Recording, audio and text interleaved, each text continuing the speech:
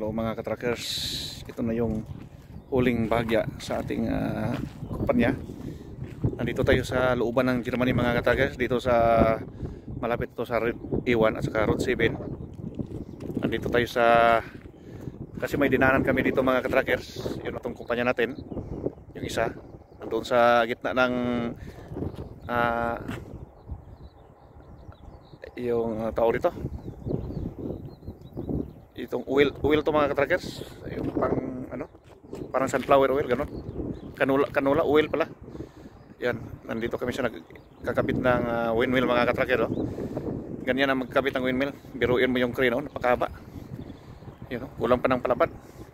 At nandito kami sa site. Ito yung mga katrackers, walang kalsada dito, nilatagan ng bakal. Grabe kalaki yung gastos mga katrackers. Kaya para sila ay makakarating dito at makapaniobra, nilatagan nila ng bakal para hindi mabalaho. Yun mga katrackers, kita nyo poste sa windmill, pero focus naman ng napaka ng kurente mga katrackers. Maraming kabayan ang masuplayan dyan at hangin lang ang papaikot. Yan, nandito tayo sa kondisyon ng canola oil mga katrackers. Yan, ginagastusan talaga mga katrackers. Parang okay lang kung may kalsada. Nandito tayo sa parang basakan, palayan or farm, kasi iba't iba namang pananim dito mga katrackers. Itong season na to ay canola oil, pagkatapos dito tataniman ng mais, pagkatapos trigo. Yan, canola oil mga katrackers. Kitang-kita nyo mga katrackers. Yan, may truck mga katrackers nag-waiting. Napakalapad mga katrackers. Yan, uwi pa kami sa pulan mga katrackers at lilipat na tayo ng ibang tahanan. Doon na tayo sa Kapuso. Aalis na tayo sa kapamilya mga katrackers. Siyempre naghahanap tayo ng opportunity. May nagtatanong at linawin natin kung magkano talaga ang sahod bilang trailer driver sa Europe. Bago ang lahat yan, huwag mong kalimutan mag subscribe, pindutin mo yung notification bell sa bandang kanan, piliin mo na yung all para palagi tayong updated mga katrackers, dahil tuloy-tuloy na itong pamahagi natin at malapit na tayo mag 5,000 subscriber. Medyo mabagal ang usad ng natin mga katrackers, pero hindi talaga ako na discourage. Tuloy-tuloy pa rin tayo mga katrackers dahil kumikita tayo dito barya-barya, para kahit dito lang mga katrackers ay malaki na rin tulong. Dahil ito yung parang makina at hindi tayo napapagod. Wala naman tayong, sa totoo lang mga katrackers, wala akong mapapala ito. Pagod at puyat lang ko nito at nagagastos pa ko ng dito. Pero gusto ko mga katrackers ay nasa puso na makakatulong tayo sa kapwa. Kaya hindi tayo susuko mga katrackers, para tayo ay kahit paano ay makapagbigay tayo ng tulong sa mga kabataan, pambili ng school supplies. Ito mga katrackers, ang pag-usapan natin kung magkano ang sahod bilang trailer driver dito sa Europe. Kung ikaw ay nanggagaling sa Middle East, kagaya ng Saudi Arabia, Kuwait, Qatar, Dubai, nasa range lang mga katrackers. Hindi naman disclaimer po, hindi po depende sa kumpanya at depende sa offer. Pero karamihan, ito yung average range, nasa 1,500 to 1,800 pag galing ka sa Middle East. Pag galing ka Pilipinas mga katrackers, pag papunta ka sa Croatia, mayroong mababa ang Croatia pero madali lang pag ng dokumento. Kaya mayroong 1,950 euro or 1,200, depende na yan mga katrackers. Pero napakabilis naman ang proseso ng papilis, pero kaso lang napakahigpit ang medical. Yan mga katrackers. At kung galing ka naman sa Pilipinas, parang ganun din siguro mga katrackers, 1,500 to 1,800 or may 2,000, depende na sa offer sa agency na in-applyan nyo. Ako wala talaga akong mai-recommendar sa inyo na agency kung ano talaga, dahil ako ay hindi man ako nanggagaling sa Pilipinas, nanggagaling ako sa Dubai. Nag-apply ako sa True Online mga ka-trackers, kaso lang hindi ko talaga i-recommend na sa inyo. Dati grabing ano ko talaga pinopromote ko, kaso lang parang ayaw ko mapahamak o hindi ko alam kung buhay pa na ba yun. Nagpapasalamat pa rin ako kahit paano ay nakarating ako dito sa Europe, pero sa madaling sabi wala pala sila kahit anino ng truck, kaya talagang umalis ako mga ka-trackers. At pinagpala tayo na mayroon taong nakakatulong sa atin, kaya nga magpapasalamat tayo sa Panginoon para gagabayan tayo kung anong ang dapat gawin. Ngayon mga ka-trackers, kung galing ka Pilipinas, kailangan mayroon kang code, restriction code, driver license restriction code number 8. At ngayon, hindi ko na alam mga ka-trackers kasi 2018 pa kung nakauwi sa Pilipinas. Hanggang ngayon, hindi pa ko nakabakasyon. Hindi ko pinalitan na ng liter. Hindi lang ko sigurado kung ano yung liter mga ka-trackers. Basta pang trailer driver na restriction code. Ang gagawin mo, kuha ka ng certificate ng driver history mo sa LTO mga ka-trackers doon sa Pinakamin sa East Avenue sa Quezon City. Kasi sa pagkakalam ko hindi kasi doon makikita yung anong taon, pizza, buwan kinuha mo yung yung history ng lisensya mo. Kung certificate lang bibigyan ka sa mga kagaya ng Cebu, Cagayan de Oro, Baguio City, yan. Pero yung ibig ko sabihin yung driver license history, hindi doon mo kukunin sa Pinakamin. At pagkatapos ipa-apostil mo yan mga ka-trackers. At bago yan, kung ikaw ay nagbabalak talaga mayroon ka ng in-applyan bago ka alis o malapit na, siyempre hinahanap sa agency yan, kukuha ka ng international driver license. Madali lang mga ka-trackers, kung ano yung lisensya mo, nagbabase lang din ng international license. Maganda yung payo ko, 2 taon mo nakukunin para matagal-tagal ma-expire. Kaya dito, pagdating dito mga ka-trackers, mahaba-habang proseso. Pagdating mo dito, kukuha ka ng PCL number o kung baga sa atin TIN number. Sabi na kukunin niya mga ka-trackers pagkatapos medical, mag-neuro test, at yun na mga ka-trackers, tuloy-tuloy na yung proseso sa code 95. Kung mayroon ka na taco card, kaya mababang proseso din mga ka-trackers. Kailangan mga ka-trackers, mag-irad ka muna dito ng 1 taon bago talaga mag-ano ng yung sahod na medyo sapat.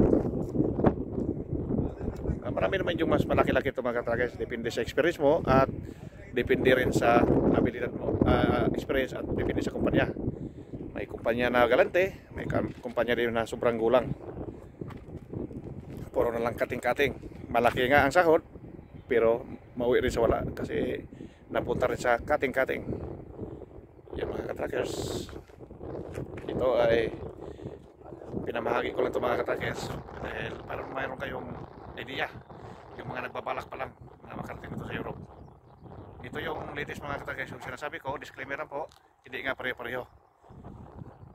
Kaya tiwala lang tayo sa Panginoon mga ka-trackers. Kung kayo ay nagbabalak talaga, kahit factory workers mga ka-trackers, ipamahagi na natin kung mayroon tayong alam. Pero sigurado yung sure call na mga ka-trackers, sure to win, hindi scam. Kaya yan mga ka-trackers, nakikita nyo naman mga ka-trackers, ang biyahe natin ay Italy. Sa Denmark tayo kumuha ng pakarga, cruising, kasi itong latest sa Prigo tayo refrigerated. Sa Denmark natin kukunin, dadalhin natin sa Italy. At sa Denmark, tatakbo tayo sa Germany. Hindi ba dala ng isang araw ng Germany, papunta doon sa Austria mga ka-trackers. At mabutan pa tayo ng truckman sa Austria, papuntang Italy. Galing Italy, magkarga tayo ng prutas, apple, dadalhin naman sa Sweden. Sasakay tayo ng barko. Nung nakaraan nga, dapat sasakay ako ng train para so lang may holiday. Bailan na lang, tumakbo ko bailan. Napakaganda mga ka-trackers dahil marami tayong mga magagandang tanawin na madadaanan, makikita natin. At Yan mga katrackers, tiwala lang tayo sa Panginoon mga katrackers. Dahil para mabigyan natin ng magandang kinabukasan mga anak natin. Pero kung ako lang ang masusunod mga katrackers, ako ay, kung mayroon akong sapat na puhunan, uwi na ako sa Pilipinas, kailangan makahanap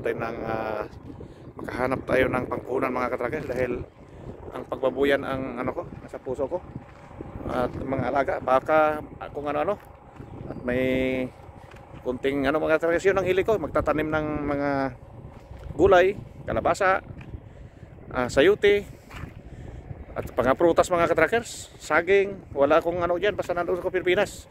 Talagang, pero kabaliktaran naman ang nangyari sa aking mga anak mga katrackers, grabing katamaran. Grabe, itong tatlo na to, si CJ, Nico at GB. Kabaliktaran ang ano mga katrackers. Ako talaga, simulat sa pool mga katrackers, sanay ako sa trabahong bugbugan mga katrackers. Dahil sa minahan, nakatrabaho ko mga katrackers. Paano magano ng ginto? Napakahirap na trabaho mga katrackers. Pero paganda pakinggan yung pag-ano ng pagkukay ng ginto. Napakahirap na trabaho. At surte-surte lang din kung makakapira ka o hindi. At sa yung pagsusumil mga katrackers, sumil, yung pag-ano ng pagtutruso, nasubukan rin natin mga katrackers. Matagal din ako helper ng chinso at yung sumil. Lahat mga katrackers, hanggang na pinangarap ko na ako ay magiging driver, nag-aral ako sa National Manpower and Youth Council or TISDA, Manpower or TISDA na ngayon mga katrackers. Kaya doon ko natutunan yung pagmaneho ng maliit na sasakyan. Pinag-aralan ko talaga yan. Swerte pa kayo dahil kayo ay nagiging pahinante, may nagtuturo sa inyo. Ako wala talaga mga katrackers. Yun ang masasabi ko sa inyo. Dahil pinangarap ko talaga na ano mga trackers, dahil walang mangyayari sa akin kung hindi ko gagawin yan. Hanggang dahil decidido, may determinasyon tayo mga trackers, kahit wala tayong experience, napunta ako sa delivery ng litson at saka furniture. Nagiging family driver, service driver hanggang nakarating sa Manila. Kaso lang hindi maganda yung pagpunta ko sa Manila. Yan mga trackers, binaba na yung dahil hindi ako sinahuran na ano pa yun mga katrackers, matagal kami sa kaso doon. Dahil ako ay siyempre kulang, sublay din, naka-atras ako, yung basag yung taillight pero maliit lang naman. Talagang hindi ako binigyan ng sahod. Pero napangkrap ng mga katrackers, kinarma din. You know, grabe oh, ganyan na mag-install ng ano mga katrackers, windmill. Ngayon, lilipat tayo sa ano mga katrackers, balikan natin. Lilipat na tayo sa container mga katrackers. Ang karamihan na biyahe natin, baka makarabiyahe natin sa pinangarap ko makarating sa Spain. Spain, Portugal, pag malayuan mga katrackers, sana doon tayo masahe para pamahagi ko rin sa inyo mga katrackers yung mga nagagandahang mga view. Yan mga katrackers, huwag kayong magsawa na magsuporto sa akin dahil ang kikita naman namin dito ay pamahagi natin sa mga kabataan, yung mga naghihirap ng mga magulang, para makakatulong tayo sa pangbili ng school supplies. Mayroon na tayong pira dito mga katrackers na mayroon na tayong 160 mahigit US dollar. Ang bagal ng usad mga katrackers dahil kita nyo naman mga katrackers, kahit titingnan nyo o konti lang ang nanonood sa atin. Kaya maraming salamat sa inyo, sa ating mga datihan at baguhang mga subscriber ngayon. Hindi ko na mabanggit isa-isa dahil marami kayo. Sana naman ay kung kayo ay nakapasyal, ituloy-tuloy nyo na mga trackers dahil hindi para sa akin. At ang ipangako ko ay hindi ko talaga babawasan yan at maaari pa natin dagdagan mga katrackers. Yan, magaan kasi ang loob natin pag tayo ay nakakatulong sa kapwa. Yan mga katrackers, papakita natin ang nagagandang dito kasi papunta pa kami sa Denmark ngayon. Ikot-ikot pa, kahapon pa kami umalis, kahapon pa kong kinuha. Dito sa Germany, ikot-ikot, punta tayo sa Denmark. Bukas pa kami makarating sa Pulan mga katrackers. Grabing pagod, sakit na yung puwit ko mga katrackers. Maganda pa yung magtrabaho na normal. Yung nakaupo sa Manubila, walang problema. Sige mga katrackers, maraming salamat sa patuloy niyong suporta sa akin. God bless mga katrackers. At sana hindi kayo magsawa sa akin. Sige mga katrackers, kasi mabahaba na at mahirapan natin mag-upload. To God be the glory. Tiwala natin sa Panginoon mga katrackers. Maraming salamat sa bawat isa. Sige mga karakas.